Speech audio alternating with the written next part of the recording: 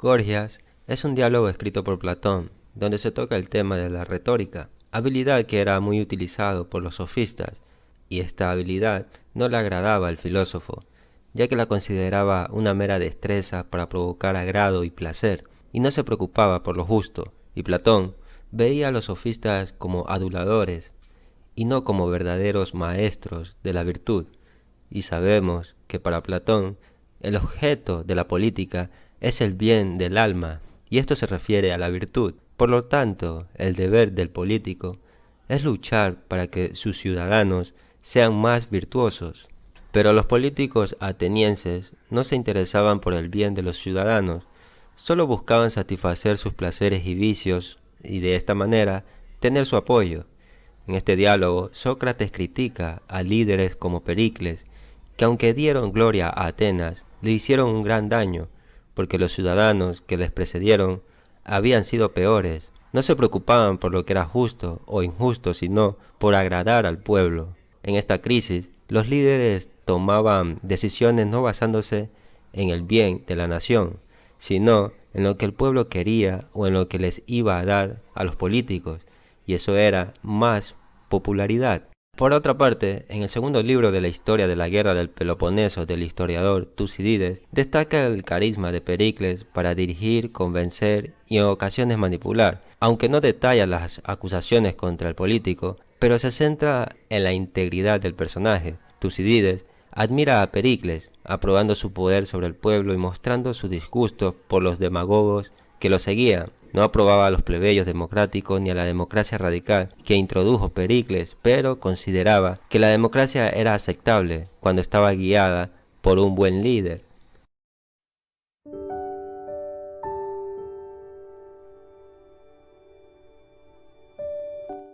Pericles nació al norte de Atenas, era hijo del político Antipo y Agarista, mujer que pertenecía a una poderosa familia de los Almeónidas. Se menciona que ella había soñado que daba a luz a un león. El león era símbolo tradicional de la grandeza, aunque la historia también puede estar haciendo alusión al tamaño inusual del cráneo de Pericles, que se convirtió en el objeto habitual de los comediantes contemporáneos, llegando a recibir el apelativo de cabeza de albarrana.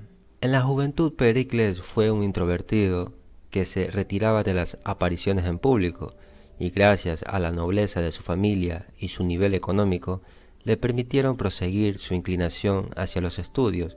Aprendió música de los maestros de su tiempo, y se considera que fue el primer político en atribuir una gran importancia a la filosofía. Disfrutó de la compañía de los filósofos como Protágoras, Zenón de Elea y sobre todo de Anaxágoras, que llegó a convertirse en un buen amigo. La forma de pensar de Pericles, así como el carisma que tenía en su retórica, podrían haber sido en parte una consecuencia del énfasis filosófico en la calma emocional al enfrentarse a los problemas y del escepticismo sobre el fenómeno divino. Su calma y autocontrol proverbial también se contemplan como parte de la influencia de Anaxágoras. Así que al principio no tuvo nada que ver con la política, sino que se concentró en su carrera militar, en la que fue valiente e ingenioso, pero cuando Arístides murió y Temístocles fue desterrado, Pericles vio que su enemigo llamado Simón simpatizaba mucho con los nobles y era muy querido por el partido aristocrático, así que Pericles decidió comprometerse con el pueblo para poder mantenerse a salvo y conseguir poder contra su rival. Primero decidió ayudar a los pobres en lugar de a unos pocos ricos, aunque iba en contra de su propia naturaleza, que era muy aristocrática. También presentó la obra de teatro Los persas de Esquilo en los festivales en honor a Dioniso. La elección de esta obra presenta una imagen nostálgica de la famosa victoria de Temístocles en la batalla de Salamina. Esto muestra que el joven político estaba apoyando a Temístocles frente a su oponente político Simón, cuya facción había salido victoriosa y había enviado a Temístocles al ostracismo poco después. Otra razón más detallada, como mencioné al principio, Pericles se enfrentaba a la reputación de Simón, por lo que trató de hacerse popular entre el pueblo. Simón podía ganarse a los pobres dando cena todos los días a cualquier ateniense que quisiera, dando ropa a los ancianos y quitando la cerca de sus propiedades para que la gente pudiera recoger las frutas si quería, pero Pericles no tenía tanta riqueza ni propiedades, por lo que no podía hacerse ese tipo de cosas. En cambio decidió repartir la propia riqueza del pueblo y pronto sobornó al pueblo con subvenciones para festivales, salarios por servicios de jurado, otros honorarios y generosidad, y los utilizó para ayudarlo a atacar al consejo del Areópago. El propio Pericles no era miembro de ese consejo porque nunca había sido elegido por sorteo, ni para ser el primer magistrado, ni para arconte. Debido a que fue excluido de esta manera, Pericles tuvo el apoyo del pueblo y dirigió su partido en una campaña contra el consejo. Con el apoyo de Efialtes se opuso al aristócrata Simón. Tanto para Pericles y Efialtes fue fácil enviarlo al exilio, ya que Simón estaba tan apegado a Esparta que incluso pedía ayuda a los ciudadanos atenienses para prestar ayuda a los espartanos. Aunque Efialtes argumentaba que Esparta era rival de Atenas y que debía dejarse que se defendiera sola, prevaleció la opinión de Simón. Entonces nuestro amigo Simón desobedeció y llevó a 4000 hoplitas para ayudar a la aristocracia espartana y así hacer frente a una gran revuelta de sus ilotas. No obstante, la expedición terminó en humillación para Simón y Atenas. Simón fue condenado al ostracismo, acusado de ser amigo de Esparta y de odiar al pueblo. Después se da el asesinato de Efialtes, que fue elaborado por un complot oligárquico, y este asesinato abrió el camino para que Pericles consolidara su autoridad. En el ámbito de la política exterior, Pericles abogó por la expansión y una demostración de fuerza en relación con Esparta. Participó activamente en la primera guerra del Peloponeso y en los primeros años de este conflicto pudo haber sido elegido estratega. Sin embargo, los comandantes más influyentes y famosos de aquella guerra fueron Mirónides, Tolmides y Leócrates, así que Pericles, al menos al inicio del conflicto, quedó en segundo plano. Se sabe que la primera participación de guerra de Pericles fue en la batalla de Tanagra, donde luchó con especial valentía y se distinguió ante todos. Y a pesar de eso, el ejército ateniense fue derrotado por los espartanos. Nuestro amigo Simón fue exiliado, ya que tenía muchísimo entusiasmo por participar en la guerra, pero fue excluido porque era muy conocido por la simpatía que le tenía a Esparta. Pensaron los partidarios de Pericles que estaba tramando alguna traición, y así exigieron su salida. Por lo tanto, el Consejo de los 500 prohibió a los estrategas aceptar a Simón en el ejército. Poco después, al ver que el pueblo simpatizaba con Simón, Pericles inició la aprobación de una ley que permitiera al político regresar a Atenas. Así Pericles demostró flexibilidad política y capacidad para escuchar la opinión pública. La segunda campaña militar está relacionada con Sición. Hay que resaltar que Homero cita a Sición en el catálogo de las naves de la Ilíada como uno de los territorios que estaba bajo el dominio de Agamenón. Bueno, en esta segunda campaña militar, Pericles logra derrotar a los habitantes locales y conquistar la ciudad, pero pronto la abandona porque se enteró de la aproximación del ejército espartano y además de la dura derrota de los atenienses en Egipto y la muerte de Simón en Chipre. De esta manera, no le quedó más remedio que regresar a casa. Y después de eso, se añade la paz de Calias, que fue negociada entre la Liga de Delos y el Imperio Persa, dando por finalizar las guerras médicas. Según Platón, la paz se concluyó después de la batalla de Eurimedonte y antes de la primera guerra del Peloponeso. La siguiente expedición militar de Pericles se llama la Segunda Guerra Santa. La guerra comenzó cuando Esparta separó a Delfos de la región fócida y les concedió la independencia a sus habitantes. No obstante, los atenienses defendían a los focenses, por lo que Pericles comandó al ejército ateniense contra Delfos. para restaurar los derechos soberanos de Fócida sobre el oráculo de Delfos. Pericles capturó Delfos inmediatamente luego de la retirada de los espartanos y la devolvió a los focenses. De esta intervención de Atenas en los asuntos de Delfos fue recibida negativamente entre otras ciudades-estados griegas. Al parecer, este fue uno de los motivos del levantamiento de Beocia, que anteriormente había estado bajo el control de Atenas durante 10 años. En la Asamblea Popular, Tolmides insistió en una campaña contra los rebeldes, pero Pericles se opuso, argumentando que Atenas no sería capaz de mantener bajo control a los ricos y populares del territorio de la Grecia central, y sugirió al menos posponer la campaña. Tal vez entendió que un intento de controlar Beocia terminaría en una dura derrota. Sin embargo, Tolmides logró convencer a los atenienses de la necesidad de la campaña. Él personalmente dirigió el ejército, pero fue emboscado y asesinado en la batalla de Coronea, y así Beocia se perdió para siempre en manos de Atenas. Ahora, para complicarte más la lectura de estas vidas paralelas, después del asesinato de Tolmides, se produce un levantamiento por parte de Eubea y Megara. El ejército ateniense liderado por Pericles cruzó la isla, pero en ese momento Megara se rebeló y el ejército espartano, bajo el mando del rey Plistoanacte, acudió en su ayuda. Los espartanos invadieron el Ática, devastaron el país y alcanzaron Eleusis y la llanura de Triasiana en las inmediaciones de Atenas.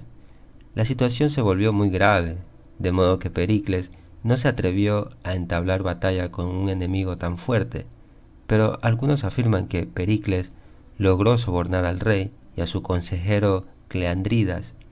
También existe la hipótesis de que Plistoanacte realmente negoció con Pericles, pero no sobre un soborno, sino sobre la conclusión de la paz en términos favorables a Esparta. En cualquier caso, el soborno era tan obvio que los auditores aprobaron el gasto sin nombrarlo oficialmente, y una vez que la amenaza espartana fue eliminada, Pericles cruzó de nuevo a Eubea para aplastar la revuelta. Infligió un severo castigo a los propietarios de tierras en Calcis que perdieron sus propiedades. Los habitantes de Histiea fueron desarraigados y sustituidos por 2000 colonos de Atenas.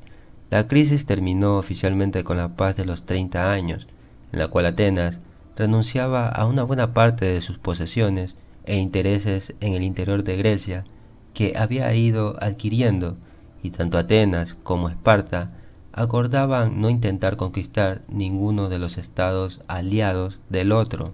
Plutarco afirma, refiriéndose al filósofo Teofrasto, que después de la celebración del tratado, Pericles enviaba anualmente una gran suma de dinero a Esparta como soborno. Después de hacer las paces con Esparta, Pericles reprimió fácilmente el levantamiento en Eubea. Después de tanta guerra y masacre, había que plantear nuevamente una serie de reformas. Entre ellas está el acceso de los ciudadanos pobres a la actividad política. Esto trajo como consecuencia la pérdida de monopolio y puestos dentro del Estado por parte de la aristocracia. Un paso importante en la misma dirección fue la admisión al arcontado a los seugitas y los tetes. Ellos podían ser elegidos arcontes, solo tenían que guardar silencio sobre sus estatus durante el sorteo. El procedimiento para elegir funcionarios se modificó de tal manera que la nobleza tuvo muchas menos oportunidades de influir en el resultado del procedimiento.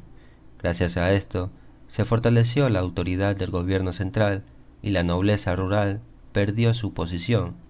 De esta forma la Asamblea Popular se reunía con más frecuencia que antes. Las reuniones se trasladaron de la plaza del mercado, donde interferían en la vida cotidiana de la ciudad.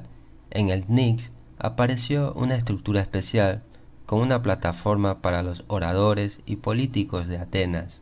Otra innovación importante introducida por Pericles fue la ley de ciudadanía. Estipuló que sólo aquellos que pudieran demostrar su descendencia de ciudadanos atenienses tanto por parte de padre como de madre, podrían ser considerados atenienses de pleno derecho. Antes de esto, solo se tenía en cuenta los antepasados de línea masculina, y la innovación podría convertirse en otro golpe para la nobleza del clan, ya que los aristócratas áticos a menudo se casaban con nobles extranjeros. Por ejemplo, Simón, por parte de padre, era nieto de un rey tracio, y por lo tanto podría haber enfrentado la amenaza de perder la ciudadanía. Esta ley convirtió a la sociedad civil de Atenas en una comunidad cerrada, cuyos miembros podían disfrutar de todos los beneficios de la democracia, y gracias a estas nuevas reformas de ley de ciudadanía, Pericles acabó convirtiéndose en el líder de la Atenas democrática. Después Pericles se encarga de las construcciones de los templos. Las construcciones se desarrollaron según un plan único que se basaba en la idea de glorificar a la diosa Atenea, patrona de la polis. Otro edificio nuevo en la Acrópolis fue un pequeño templo en el que se guardaban los principales santuarios de la polis. También se creó el teatro de Dionisio, y al sur de la Acrópolis apareció una estructura para concursos musicales, y gracias a estos edificios grandiosos y de belleza incomparables, Atenas se transformó y se convirtió en la capital informal de Grecia. Los pobres locales recibieron trabajo casi permanentemente, y esto les proporcionaba buenos ingresos. Según Plutarco, Pericles concibió la construcción, entre otras cosas, para poder distribuir el dinero público entre los ciudadanos más pobres. Como resultado, se fortaleció la base social del sistema democrático y aumentó la popularidad del propio Pericles. Luego aparece un enemigo más para Pericles. Se llamaba Tucídides, político aristócrata, que acusó a Pericles de gastar los fondos de la Liga de Delos en su ambicioso plan de construcciones. Tucídides logró excitar las pasiones de la asamblea en su favor, pero cuando llegó el turno de Pericles, este propuso pagar toda la obra de su cuenta si a cambio los edificios pasaran a su propiedad y no a la de Atenas. Con este golpe de efecto, logró poner de su lado las simpatías de la mayoría de la asamblea, y Tucídides sufrió una inesperada derrota de manos de tan carismático orador. A resultas de su fracaso, Tucídides fue condenado al ostracismo por 10 años, y Pericles pudo una vez más permanecer al frente de la política ateniense. Según Plutarco, después de la caída de Tucídides, Pericles disfrutó de un poder continuo y exclusivo durante al menos 15 años. Durante todo ese tiempo, disfrutó de un liderazgo indiscutible en Atenas. Sin embargo, mantenerse en el poder como magistrado no era fácil, ya que tenía que preocuparse constantemente por su reputación, y eso era estar pendiente de los intereses de toda la comunidad, y no de grupos individuales de ciudadanos. De esta manera, logró conservar el poder durante más de 10 años, gracias a un estricto autocontrol, cálculo político y moderación. Después aparece la Guerra de Samos, que fue el último evento militar significativo antes de la Guerra del Peloponeso. La isla de Samos se encontraba en guerra con Mileto por el control de Priene, una antigua ciudad de Jonia en el pie de las colinas de Mícala. Mileto estaba perdiendo la guerra y acudió a Atenas para que les ayudasen en su conflicto con Samos. Cuando Atenas ordenó a ambas partes detener las hostilidades y someter el caso al arbitraje de Atenas, Samos se negó. Así que, en una batalla naval, la flota ateniense, dirigida por Pericles y otros 9 generales, logró derrotar a las fuerzas de Samos. Cuando Samos se levantó contra el gobierno ateniense, Pericles obligó a los rebeldes a rendirse tras un duro asedio de 8 meses que acabó provocando un descontento bastante importante de los marinos atenienses. Pericles entonces terminó con una revuelta en Bizancio, y cuando volvió a Atenas pronunció un discurso fúnebre en honor a los soldados que habían muerto en la expedición. Ahora los que estaban alrededor de Pericles no fueron inmunes a los ataques de las facciones rivales, puesto que la preeminencia en la democracia ateniense no era equivalente a un mando absoluto. Justo antes de que estallara la guerra del Peloponeso, Pericles y dos de sus socios más cercanos, llamados Fidias y su compañera Aspasia de Mileto, se enfrentaron a una serie de ataques personales y judiciales. Aspasia, que era conocida por su gran capacidad como conversadora y consejera, fue acusada de corromper a las mujeres de Atenas con el fin de satisfacer las perversiones de Pericles.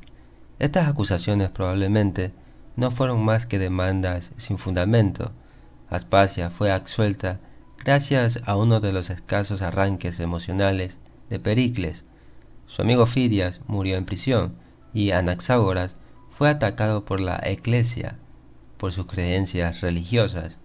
Además de estas persecuciones iniciales, la Eclesia atacó a Pericles, demandando una justificación de su derroche de dinero y mala administración en el dinero público. Según relata Plutarco, Pericles estaba tan asustado por el juicio que no permitió a los atenienses hacer concesiones a los lacedemonios.